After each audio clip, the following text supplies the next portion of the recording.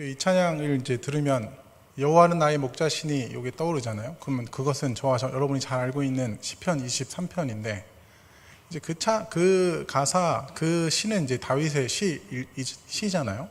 그럼 다윗은 어떨 때 그 가사를 그 시를 썼을까라는 질문을 해볼 수 있죠. 언제 다윗은 여호와는 나의 목자시니 내가 부족함이 없으리로다라는 고백을 했을까요? 우리 생각에 이제 우리가 성경을 많이 읽다 보면 힘들 때였구나라고 이제는 답을 찾을 수 있는데 생각보다 시편에 있는 다윗의 시들은 인생이 만만치 않은 그 코너에 몰려 있을 때 쓴 시가 많습니다. 저와 여러분의 삶이 정말 코너에 몰려 있고 정말 답답할 지경에 있을지라도 하나님을 믿는 그 신앙이 여호와는 내게 부족함이 없다라는 고백을 불러일으키는 저와 여러분의 신앙의 여정이 되었으면 좋겠습니다. 네, 찬양이 오늘도 설교를 다 했습니다. 네, 할 말은 없지만 어쨌든 자, 설교 전에 그 항존직 선거합니다. 관심 없죠, 여러분? 네, 여러분의 엄마나 아빠나 하는 거고 나랑 상관없는 일이잖아요. 그런데 대부분의 교회에서 30세 이상은 이제 집사 직분을 줍니다. 네, 여러분 중에 한 반 정도는 이제 집사가 되어도 그 고리타분한 거 저 안 해요라고 여러분이 이제 이야기할 수도 있지만 이제 집사 직분을 주고요. 이제 항존직이라는 이 직분은 어떤 의미가 있냐면 선출이 되면 그 다음부터는 집사로 매년 세우지 않고 이제 은퇴할 때까지 그 직분을 가지고 가요. 그러니까 장로하고 권사님, 안수집사님이라는 이 직분은 한번 선출되면 임직한 그날부터 은퇴하는 날까지 그 직분이 유지됩니다. 네, 그래서 그럼 다른 집사는 유지 안 되나요? 그럼 다른 집사의 어떤 명칭이 서리집사거든요. 그 서리집사는 매년 임명하는 임시직이에요. 항존직과 임시직의 차이가 있거든요. 네, 그 차이가 있어서 항존직하면 항상 존재하는 직분인가라는 생각이 들어서 그런 생각이 드는데 다시 세우지 않아요. 한번 임직 받으면.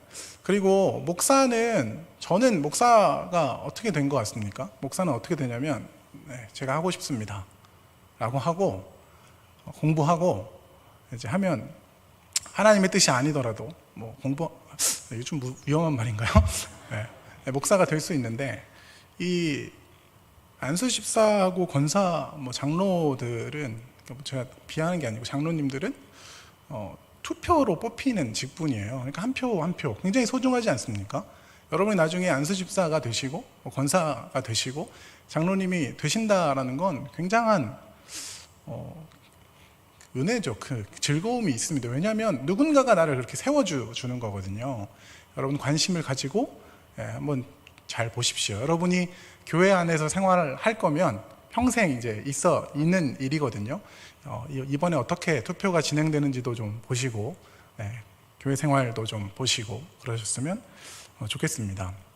중요한 것 중에 하나는 혹시 여러분이 다음 주에 정말 투표를 하러 왔는데 신분증을 가지고 왔는데 선거인 명부에 그러니까 투표할 수 있는 권리가 나한테 없네? 라고 하시면 저나 박솔 목사님이나 이유림 전사님한테 바로 연락하셔야 됩니다. 연락하셔서 저 투표권 확인 좀 해주십시오. 이렇게 하면 제가 또 힘이 있으니까 딱 가서 자 해 이렇게 하면 될 것 같고요. 한번 참여해 보시고 그리고 혹시 여러분들의 부모님이 그런 직분을 갖고 있다라는 것은 참 감사할 일입니다.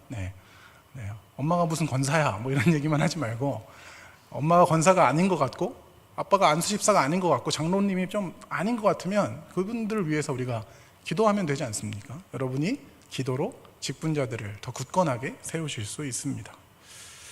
네. 또 하나는 TTL-G 광고입니다. TTL-G가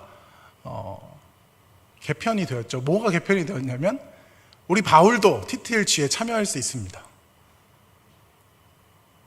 아무도 감사합니다. 네, 이런 관심 감사합니다. TTL-G에서 어떤 것들을 같이 배우냐면 예배에 대해서 제가 기억하기론 예배에 대해서 기도에 대해서 성경에 대해서 성령에 대해서 이렇게 같이 쭉 읽어보거든요. 그런 기회 또 훈련의 장이 열리니까 네, 바울들도 많이 참여하셔서 우리 박솔 목사님하고 좀 더 가까워지시고, 네, 박솔 목사님의 그 치명적인 매력이 있거든요. 네, 그것을 또 맛보시는 시간이 되셨으면 좋겠습니다. 자, 그 질문들이 있어서 딱 한 가지만 더 말씀 전에 이야기하자면, 공동체의 개편이 언제입니까? 라는 질문이 많아요. 아쉬워서 그런 거잖아요, 그죠? 벌써 끝나면 안 되니까. 너무 이렇게 빨리 이렇게 큰 즐거움이 벌써 끝날까봐 여러분들이 자꾸 질문하시는 것 같은데, 7월 말까지입니다. 아유, 다행이다, 그죠? 너무 행복한 이 목장이 다음 달까지라니. 그렇죠? 다음 달까지 그 목장을 즐기시고 8월에는 잠깐 쉬었다가 9월에 다시 새 목장 개편할 예정이니까요. 공동체 일정은 그렇게 하시면 되겠습니다. 창세기 12장부터 우리는 계속 읽어 나오고 있고, 그 12장부터의 주인공은, 성경의 모든 주인공은 뭐 하나님이시지만 12장부터 대표적으로 이제 쓰임 받는 주인공은 아브라함입니다. 그 아브라함이 이제 우리가 조금 전에 읽었던 본문에서 아브라함이라는 이름을 받았죠. 75세의 메소포타미아, 중간에 이제 하란이라는 장소에서 이제 본토 친척 아비집을 떠나라 하신 명령으로 시작된 아브라함의 믿음의 여정이 오늘 20장에도 계속되고 있습니다. 12장부터 오늘 본문 사이에 아브라함의 이름이 아브라함으로 바뀌고, 하나님은 계속해서 아브라함에게 거듭하여 약속을 주십니다. 너는 복이 될지라 너의 자손이 별을 셀 수 없음같이 많아질 것이다. 그리고 지지난주죠, 18장에서는 그의 아내 사라에게까지 하나님께서 나타나사 1년 후에 이맘때 너에게 자식을 주겠다, 그리고 그 이름을 이삭이라 하라 라고 말씀하셨던 장면, 우리는 지지난주에 그 장면을 확인했지요. 우리가 계속 살펴본 창세기에서 아브라함의 모습은 무언가 멋진, 우리가 믿음의 조상이라고 부를 수 있는 엄청나게 멋진 신앙의 모습들도 있었지만 불신앙의 모습들도 섞여 있었습니다. 하나님을 믿는 믿음으로 롯과는 다른 땅, 롯은 그때 소돔 쪽을 선택했지만 아브라함은 그때 가나안을 선택했고, 롯이 위기에 빠졌을 때 집안의 용사들을 데리고 적들을 쫓아가, 적들은 무찌를 수 있는 상대들이 아니었거든요. 대국의 큰 용사들을 쫓아가 무찌르고 돌아온 모습을 우리는 보았죠. 소돔을 멸하시겠다고 하나님께서 말씀하시자 아브라함은 롯을 구하기 위해 그 소돔 땅을 위해서 중보자로 서는 모습도 우리는 보았습니다.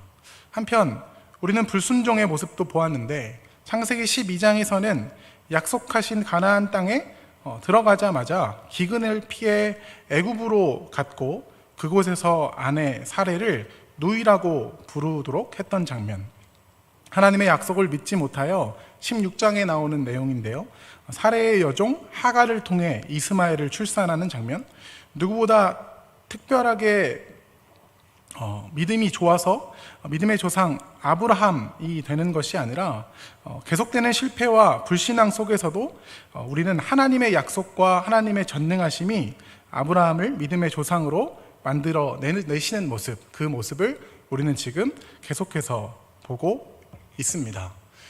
오늘 20장의 내용은 아브라함이 25년 전, 이제 20장의 내용도 99세 때라고 우리가 생각하는데요, 25년 전 애굽왕 바로에게 자기 아내를 보냈던 때와 똑같은 장면으로 나타납니다. 12장과 20장에 아내를 누이라고 속이는 장면이 똑같이 등장하는데, 오늘 이 본문을 읽으며 우리는 그가 대체 왜 이러나 하는 질문도 갖게 되고, 또 아비멜렉으로 나오는 그 그랄왕 아비멜렉이거든요. 이 아비멜렉은 무슨 죄인가 하는 생각도 들고, 궁극적으로는 하나님은 왜 이러시나 라는 생각도 들게 하는 본문입니다. 결국 이 20장은 어떻게 이해해야 하지 하는 질문을 저와 여러분들에게 남기게 됩니다. 함께 오늘의 본문을 살펴보겠습니다. 오늘 본문은 12장에 일어난, 조금 전에 말씀드렸다시피 12장에 일어난 이야기와 비슷합니다. 창세기 12장에서도 아브라함은 애굽 왕 앞에서 아내를 노이라 말함으로 바로가 사라를 데려갔다 돌려주는 장면이 있었지 않습니까? 아브라함은 우선 오늘 20장에서 아브라함은 자신이 거주하던 헤브론의 마므르에서 남쪽 네게브는 이제 사막 지역인데요. 네게브로 이동합니다. 아브라함의 이동과 관련해서 학자들은 가나안의 해쪽 속이 아브라함이 살던 지역으로 침입했기 때문에 남쪽으로 갔을 것이다 라는 추측도 합니다. 이 그랄이라는 지역은 지중해가 가까운 이스라엘의 남쪽으로 우리가 추측하는데, 이제 그곳에서 아브라함은 자신의 아내 사라를 누이라고 그랄 사람들에게 소개했기 때문에 그랄 왕 아비멜렉이 그녀를 아내로 맞이하고자 데려갑니다. 여기서 아비멜렉은 그랄 왕의 칭호입니다. 그랄 땅에 있었던 왕들의 칭호가 아비멜렉인 거죠. 아비멜렉 하면 나의 왕이요, 이런 뜻이 되는 겁니다. 우리가 애굽 왕 이제 바로라고 하는 것처럼 1대 왕도 바로고 2대 왕도 바로거든요. 그냥 바로 하면 애굽의 왕의 총칭인 것처럼 아비멜렉도 이제 어떤 칭호라는 거죠. 그 당시 왕에게는 결혼하지 않은 여인이라면 누구든지 취할 수 있는 권세가 있었다고 합니다. 그러니까 자신의 권리로 이제 새로 들어온 이 아브라함의 아내를 데려올 수 있었던 거죠. 아브라함이 자신의 아내 사라를 누이라고 속인 이유는 오늘 본문 11절에서 찾아볼 수 있는데, 내 아내로 말미암아 사람들이 자신을 죽일까 생각했다고 아브라함은 말합니다. 비슷한 이야기를 다루는 12장에서도 자신의 생명을 보호하기 위해서라고 기록하는데 결국 같은 이유인 거죠. 아브라함 자신이 살기 위해 아내를 누이라 속이는 장면을 우리는 다시 보게 됩니다. 90세 가까이 된 사라를 아비멜렉이 데려간 이유는 무엇일까요? 12장에서는 65세, 그때 이제 사라가 65세 때거든요. 65세 때 아브라함이 그런 이야기예요. 당신이 아름다움으로 이제 나를 죽이고 당신을 데려갈까 하여, 이 장면이 나오는데, 오늘은 이제 25년이 흐른 뒤거든요. 90세의 아내가 너무 아름다웠기 때문에 그랬을 것이다 라고 이해하기도 합니다. 여러분은 이해가 되십니까? 다 되시는군요.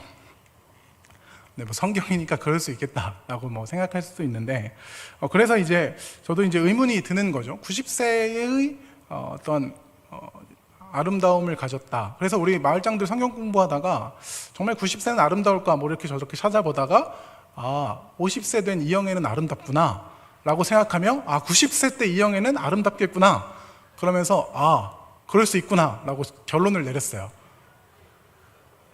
갑자기 납득이 되는 거죠. 하여튼 이영애가 50세래요. 이번 지난주 마을장 성경 공부를 하며 알게 된 지식입니다. 어쨌든 그런데 그렇게 이해할 수도 있고, 또 하나는 무엇이냐면 아브라함과 동맹 관계를 갖기 위해 이 아비멜렉은 정략 결혼을 했다라고 추측하기도 합니다. 아브라함이 이제 하나님께서 주신 부를 이렇게 누리고 있거든요. 그러니까 그랄 땅에 온 이 그랄 왕 아비멜렉은 그 부도 함께 누리고자 함께 이제 동맹 관계를 맺으면 무언가를 얻을 수 있을까 하여 이제 그렇게 보는 시각도 있다는 것이죠. 어쨌든 아비멜렉은 사레를 데려갑니다. 사레를 데려간 아비멜렉의 꿈에 이제 하나님께서 나타나십니다. 하나님께서는 아비멜렉이 다른 사람의 아내를 데려왔으니 죽을 것이다 라고 말씀하시죠. 결혼하지 않은 여인에 대한 권리가 왕에게 있기는 했어도 결혼한 여자를 자신의 아내로 만드는 것은 그 당시 큰 범죄로 여겨졌거든요. 네, 그래서 아비멜렉은 깜짝 놀라죠. 아비멜렉은 하나님께 아직 자신이 그 여인과 가까이 하지 아니했다고 말합니다. 그러고는 자신이 아브라함이 소개한 것을 믿고 사라가 결혼하지 아니한 여자로 알았기 때문에 자신은 죄를 짓지 않았다고 말하면서 이 일로 인해 자신의 징벌은 부당하다고 하나님께 말합니다. 자신은 온전한 마음과 깨끗한 손으로 이렇게 행했다고 아비멜렉은 하나님께 말하지요. 하나님은 아비멜렉의 대답에 반응하십니다.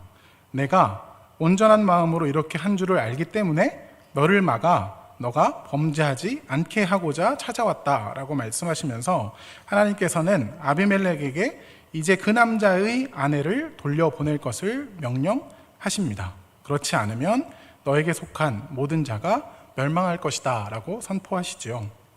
그리고 그 여인의 남편 아브라함은 선지자이며 그가 너를 위해 기도할 것이다 라고 말씀하십니다. 잠에서 깬 아비멜렉은 어젯밤 꿈을 자신의 모든 종들에게 말합니다. 그리고는 아브라함을 부르지요. 왜 이런 일을 나에게 행했는가? 내가 뭘 잘못했나?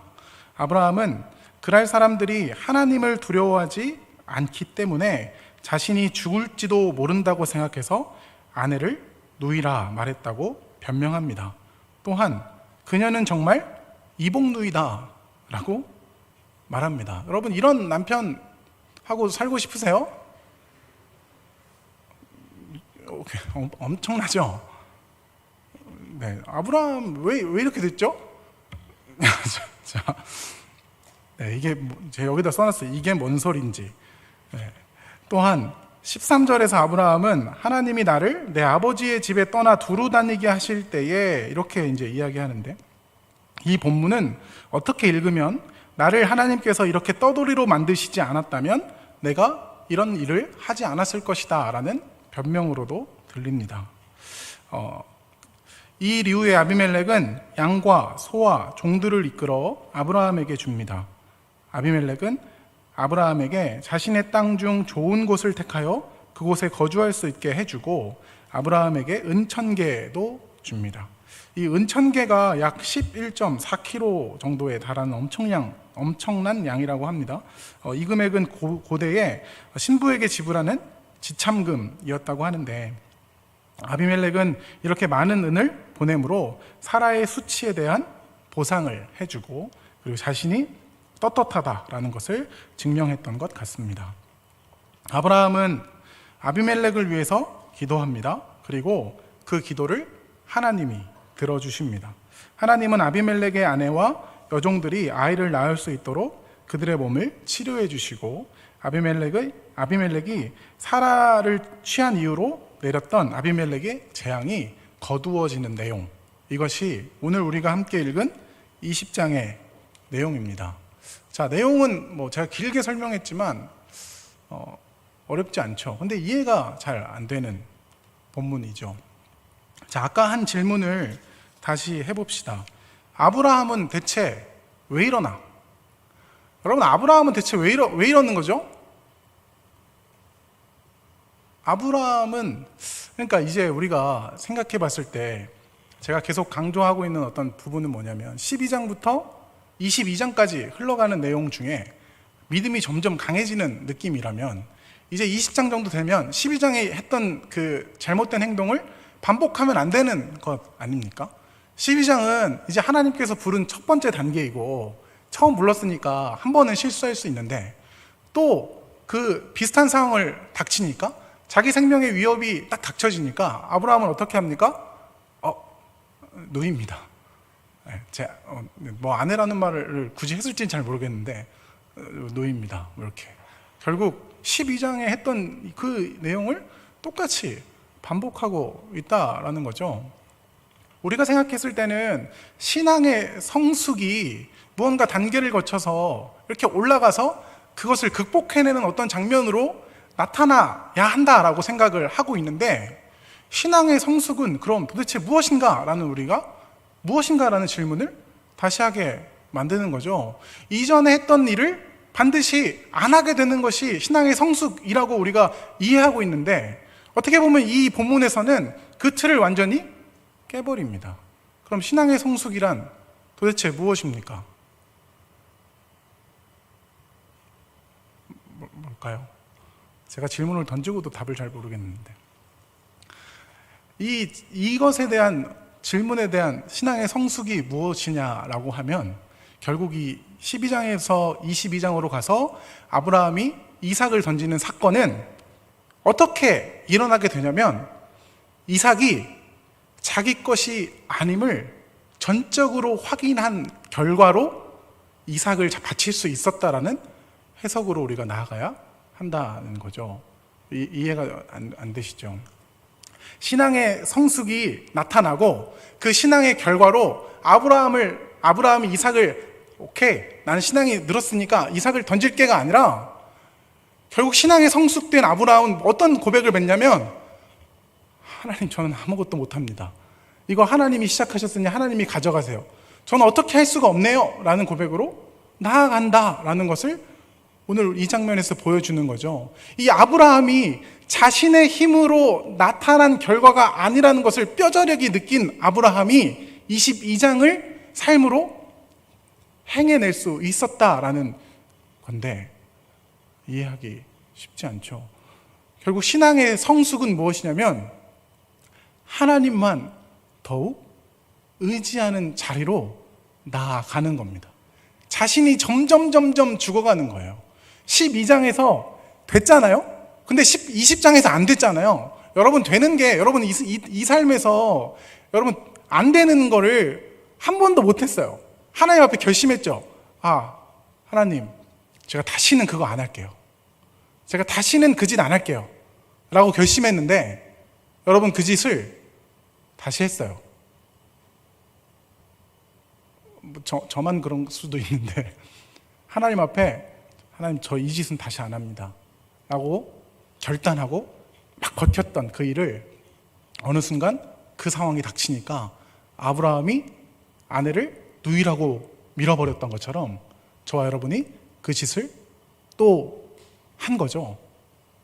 그러면 그때 저와 여러분은 하나님 앞에 면목이 있습니까? 없습니까? 없습니다. 점점 자신이 하나님 앞에 죽는 과정이 신앙의 성숙이라는 거죠. 우리가 이전에는 못한 일을 이후에는 해냈다라는 것이 신앙의 성숙의 척도가 아니라 이전에는 못했고 앞으로도 못하오니 하나님이 하셔야 된다라는 이 고백을 뱉어내는 것이 저와 여러분의 신앙의 성숙이라는 거죠. 저와 여러분은 점점 작아지고 하나님이 커지시는 것, 그것이 아브라함이 우리에게 보여주는 신앙의 모습입니다. 할 수 있는데 하지 말라는 것이 아니라 할 수 없는 것을 하나님께 맡겨야만 이룰 수 있다는 것을 느껴가는 것이 신앙생활의 발전이란 말 좀 쓰기 그런데 어쨌든 신앙의 성장, 같은 말입니까? 신앙의 성장이라는 거죠. 이 아브라함의 이야기를 우리는 잘 읽어야 합니다. 이전에 했던 이야기가 다음엔 될 수 있거든요. 지금 그 얘기를 하고 싶은 것이 아니라 안 됐을 때 하나님께 갖고 나가서 더 작아진 내 모습 그대로 하나님 앞에 서는 그것이 우리가 이 아브라함의 신앙의 모습에서 읽어야 하는 신앙의 성숙이죠. 그 다음에 아브라함이 이삭을 갖다 바칠 때 이삭이 자신의 능력으로 나왔지 않았음을 알거든요. 내게 아니에요. 내가 노력해서 얻은 결과가 이삭이 아니에요. 그러니까 하나님이 가져오라고 하시니까 가져갈 수밖에 없는 사람이 되어 버렸다는 거죠. 신앙이 성숙되어 이제는 이삭을 바칠 수 있어요가 아니라 탈탈 털려서 하나님, 저 어떡하라고요? 이 자세에서 자신의 행위가 아니라 하나님께서 원하시는 것들을 내어놓을 수밖에 없는 자리로 갔다라는 것을 우리는 오늘 이 아브라함의 이야기에서 읽을 수 있어야 합니다.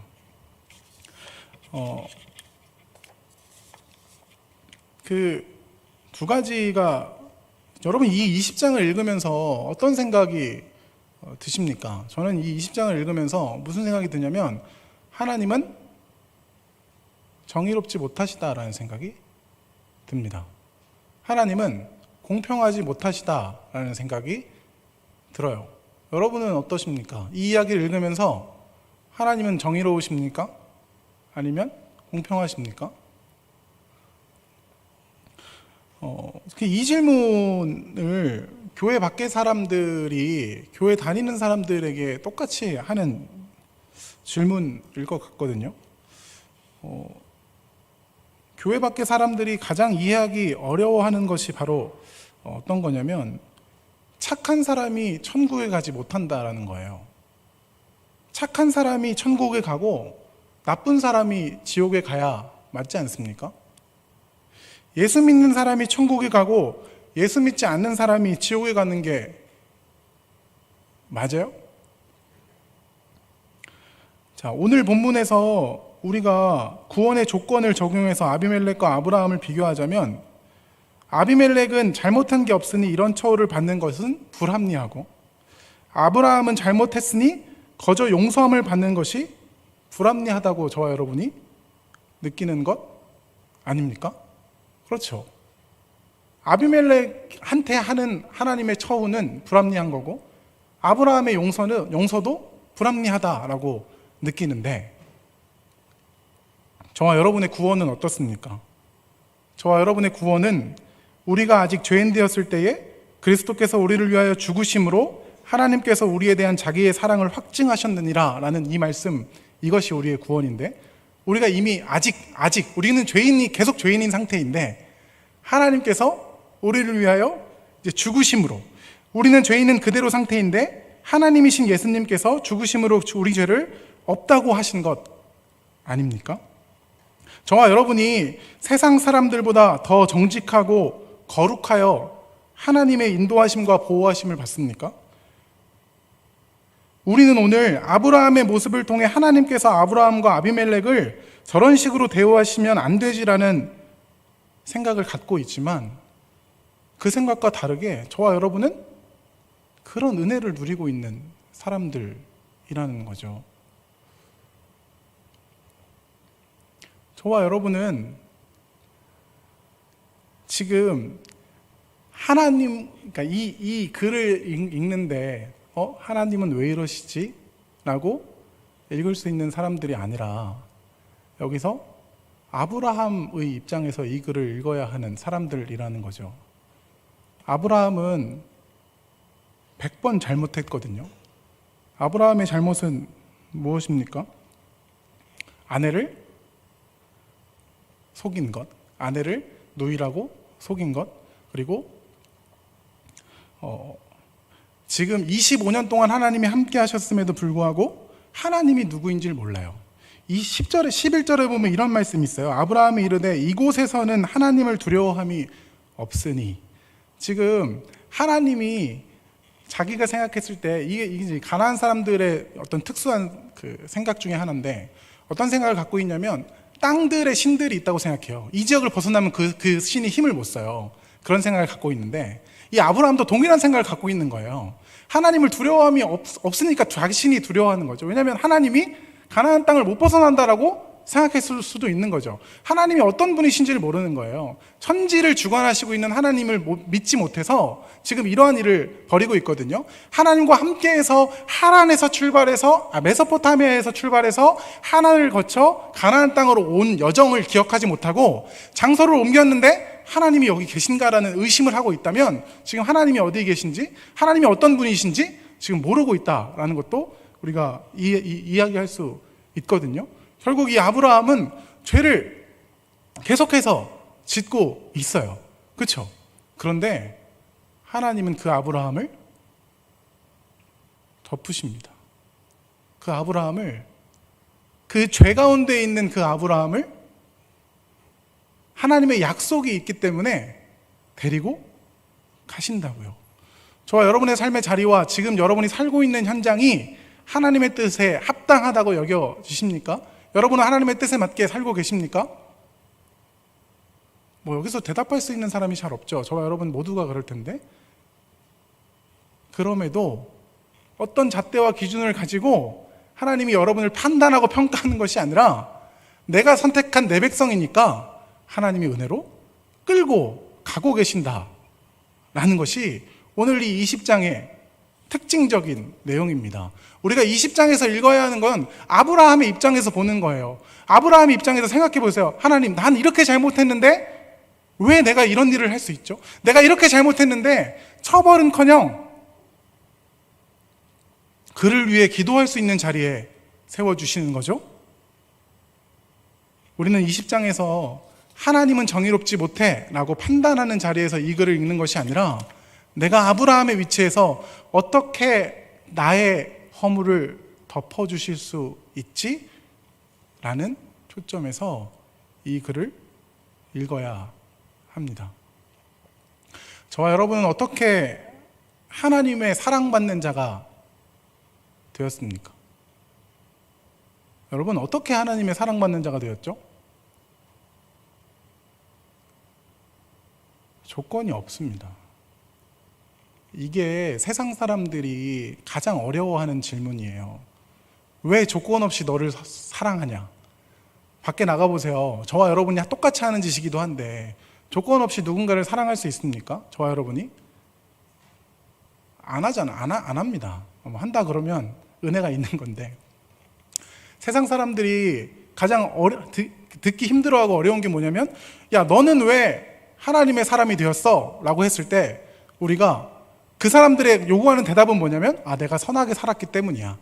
내가 남들보다 조금 더 열심히 살기 때문이야. 이런 대답을 원하지만 우리는 뭐라고 대답할 수밖에 없냐면, 하나님이 나를 선택하셨기 때문이야 라고밖에 우리는 대답할 수 없거든요. 결국 우리는 어떻게 하나님께 사랑받는 자가 되었냐 하면 하나님의 일방적인 선택과 사랑하심 때문입니다.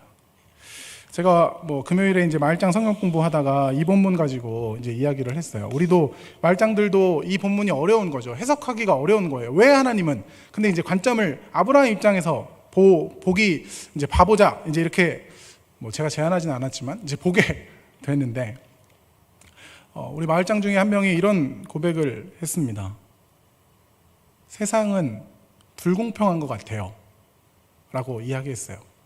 그리고 하나님도, 제가 그래서 이제 질문을 한 거죠. 하나님도 불공평하신 것 같아요 라고 대답을 했습니다. 근데 그 뒤에 이어지는 대답이 생각하는 것과 다릅니다. 왜 불공평하냐면, 나는 한 일이 없는데 하나님이 나를 사랑하신다 라는 것이 불공평하다라는 겁니다. 이걸 은혜라고 번역할 수 있거든요. 나는 한 일이 없는데, 저와 여러분이 한 일이 없어요. 오늘 아브라함 보세요. 한 일이 없어요. 무슨 일을 했죠?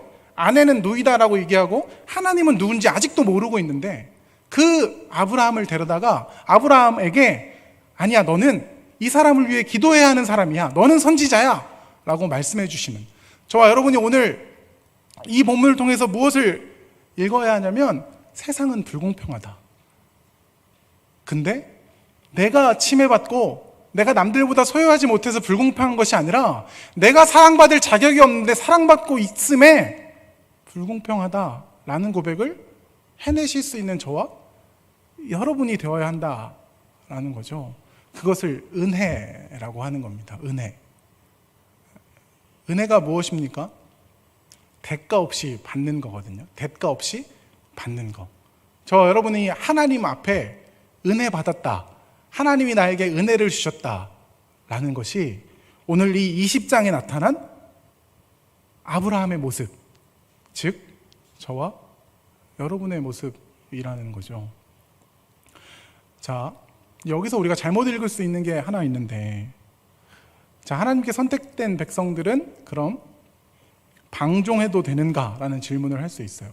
여기서 이제 아브라함은 이제 마음대로 하잖아요. 마음대로 하죠. 자기 하고 싶은 대로 막 하니까, 나는 선택받았으니까 마음대로 해봐야지 라고 이제 생각할 수 있는데, 아브라함은 21장, 22장을 지나가며 이 은혜를 깨달은 다음에 자기 마음대로 살지 못합니다. 하나님의 은혜를 깨달은 저와 여러분은 마음대로 우리가 하고 싶은 대로 하나님을 벗어나 어떻게 살기 힘듭니다. 왜냐하면 그 은혜를 진짜 알아버렸거든요. 하나님이 나에게 값없이 주신 은혜를 깨달아 알아버렸는데, 우리는 그 하나님의 은혜에 반하여 살 수 없는 자가 되어버리는 거죠. 점점 우리의 삶은 어떻게 나아가게 되냐면, 하나님의 은혜가 점점 커지다 보니까 하나님의 은혜에 감격하여 그 길을 따라갈 수밖에 없는, 그 빛이 비춰주시는 그 방향을 따라서 갈 수밖에 없는 자로 우리가 만들어져 가는 거죠. 그 로마서에 보면 죄가 더한 곳에 은혜가 더했다라는 그런 구절이 있습니다. 그런데 우리가 그 은혜를 안 우리가 더 이상 죄 가운데 거할 수 없다. 이 6장 1절이거든요. 은혜를 안 우리는 더 이상 그 자리에 머물 수 없다라고 선언합니다. 바울은 그렇게 말하거든요. 저와 여러분이 이 아브라함처럼 하나님의 한없는 은혜를 받은 사람이라면 우리는 죄와 멀어질 수밖에 없습니다.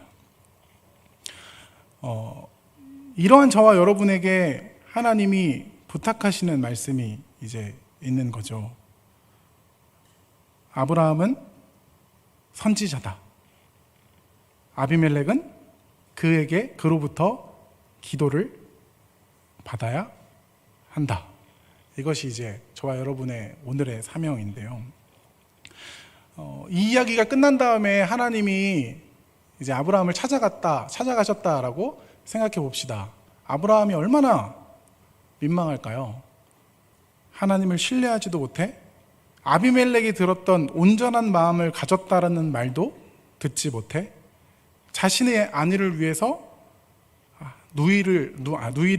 자신의 안위를 위해 아내를 누이로 속이다가 들킨 자가 아브라함 아닙니까? 하나님은 그런 자에게 하나님의 사명을 그대로 맡겨주십니다. 너가 기도해야 아비멜렉이 일어난다. 지금 너의 모습이 어떠한지 그것보다 더 중요한 건 이 사람을 위해 기도하라. 이것이 우리에게 얼마나 큰 소망이 됩니까? 저와 여러분이 지금 있는 그 자리에서 하나님을 배반하고 배신하고 어쩌면 이 사라를 누이라고 속였던 그 장면이 저와 여러분의 어제에 있었던 일이라고 한들 하나님은 오늘 찾아오셔서 우리에게 무엇을 부탁하십니까? 너는 선지자라.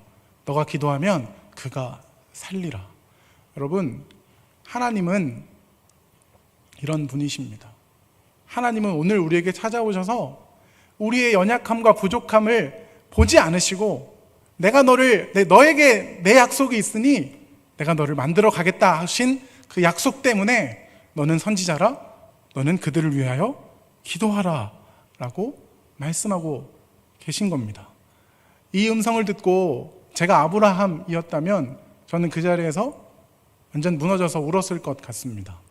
이거밖에 안 되는 나를 위해서, 이거밖에 안 되는데, 아직도 이거밖에 안 되는데 하나님이 나를 선지자로 사용하신다니 그 감격에 너무나 감사했을 것 같습니다. 그런데 이것은 오늘 저와 여러분에게 하시는 말씀입니다.